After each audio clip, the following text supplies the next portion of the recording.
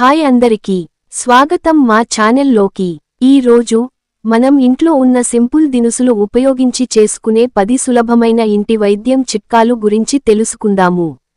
ఈ చిట్కాలతో మీరు చిన్న చిన్న ఆరోగ్య సమస్యలకు సహజ పరిష్కారం పొందవచ్చు। మరియు మర్చిపోకండి, వీటన్ని నేరుగా ఇంట్లో చేసుకోవచ్చు, ఏవీ ఖర్చు ఎక్కువ కావు। అందుకే మొదలు పెడ్దాం। ఇంటి వైద్యం 10 చిట్కాలు। 1. అల్లం। మీకు జలుబు లేదా గొంతు నొప్పి ఉన్నప్పుడు కొన్ని ముక్కల తరిగిన అల్లం ప్లస్ 1 స్పూన్ తేనె కలిపి తాగడం వల్ల చాలా సహజంగా ఉపశమనం లభిస్తుంది। సరైన వేడి నీటితో తీసుకుంటే అది గొంతును సున్నితంగా మార్చుతుంది। 2. తేనె। గొంతు నొప్పి లేదా దగ్గు వచ్చినప్పుడు వేడి పాలు లేదా గోరువెచ్చని నీటిలో 1 స్పూన్ తేనె కలిపి తాగండి। తేనెలోని సహజ యాంటీబాక్టీరియల్ లక్షణాలు రక్షణ ఇస్తాయి। 3. పచ్చి మిరప। జలుబు, ముక్కు దిబ్బడను తగ్గించడానికి సహాయం చేస్తుంది।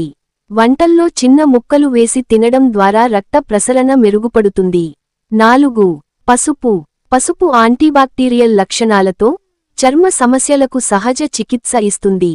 1 స్పూన్ పసుపు ప్లస్ తేనె కలుపుకొని చర్మం పైన రాసుకుంటే రోగాలు తగ్గించడంలో సహాయం చేస్తుంది। 5. వెల్లుల్లి। జలుబు మరియు రోగనిరోధక శక్తి కోసం రోజూ 1 లేదా 2 వెల్లుల్లి ముక్కలు తినడం చాలా మంచిది। వెల్లుల్లిలోని సహజ యాంటీబయాటిక్ లక్షణాలు శరీరాన్ని బలంగా చేస్తాయి। 6. యాలకులు। జీర్ణ సమస్యలు ఉన్నప్పుడు యాలకుల టీ లేదా గోరువెచ్చని నీటిలో వేసి తాగడం వలన ఉపశమనం ఇస్తుంది।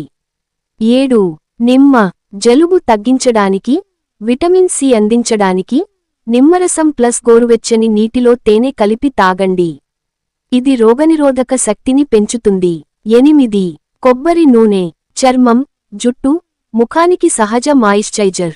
కొద్దిగా చర్మం పై రాసుకోవచ్చు లేదా జుట్టులో మసాజ్ చేయండి।